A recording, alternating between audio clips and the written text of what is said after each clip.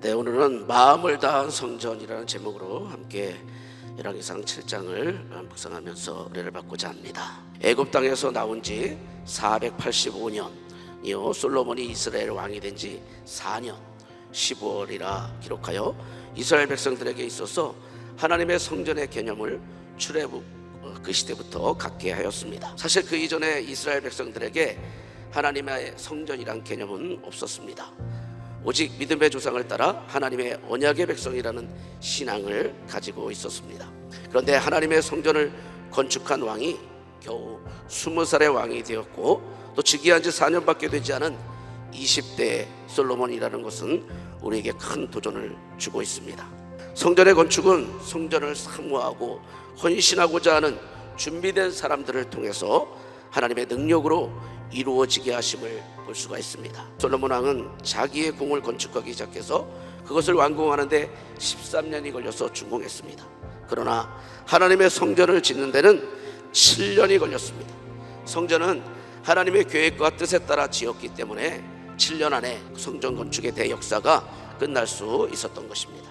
왕궁은 재판정 뒤에 있는 다른 뜰에 지었는데 솔로몬이 궁전을 왕의 집무실로 사용하고자 한 것으로 보입니다. 이러한 집의 모양을 보면 솔로몬은 백성과 국가를 위해 일할 수 있도록 왕궁을 성전 옆에 지은 것으로 볼 수 있습니다. 8절에 그가 장가든 아내 바로 공주의 궁을 지었다는 것을 기록하면서 이때부터 솔로몬 왕이 바로의 권력을 의지하였다는 것도 암시해주고 있습니다. 솔로몬 왕은 두로에서 히람을 불러왔습니다.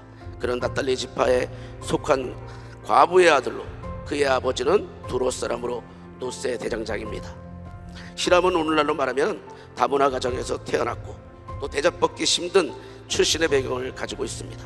그러나 그는 당대 최고의 장인이었고 하나님은 그를 성전 건축에 귀하게 쓰셨습니다. 하나님은 사람을 차별하지 않는다는 것을 알 수가 있습니다. 오늘날도 하나님이 주시는 은사를 잘 개발하고 또 전문가적 역량을 키우고 준비하면 하나님의 때에, 하나님의 역사에 귀하게 쓰임받을 수 있는 줄 믿으시기 바랍니다. 이 성전의 두 기둥의 이름은 야긴과 보아스입니다.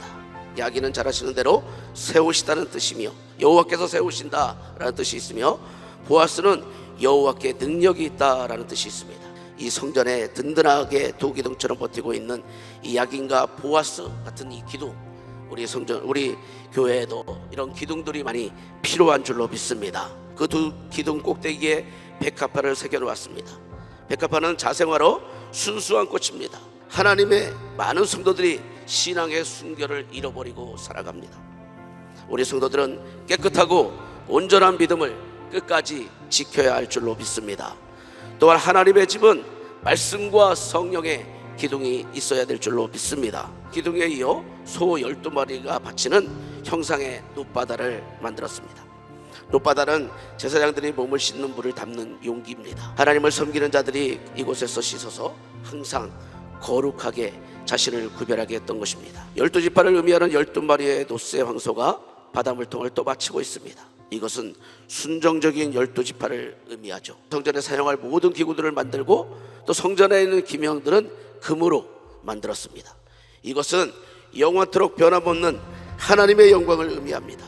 반면에 성전 밖의 기구들은 대부분 놋으로 만들었는데 이것은 연약한 인간과 함께 하시는 그리스도의 긍휼을 의미하기도 합니다.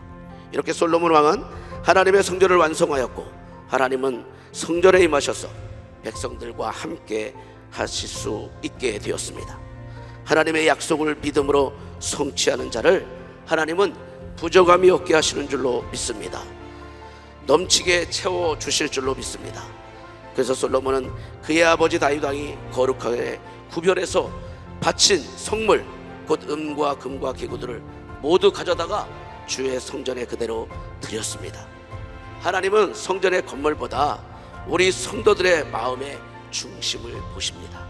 내가 하나님을 위해, 나라 위해서, 하나님의 몸된 대단을 위해서 하나님이 주신 그 감동대로 순종하며 가실 때 하나님은 그것을 채워주시고 또 그 마음을 받아주시는 줄로 믿습니다.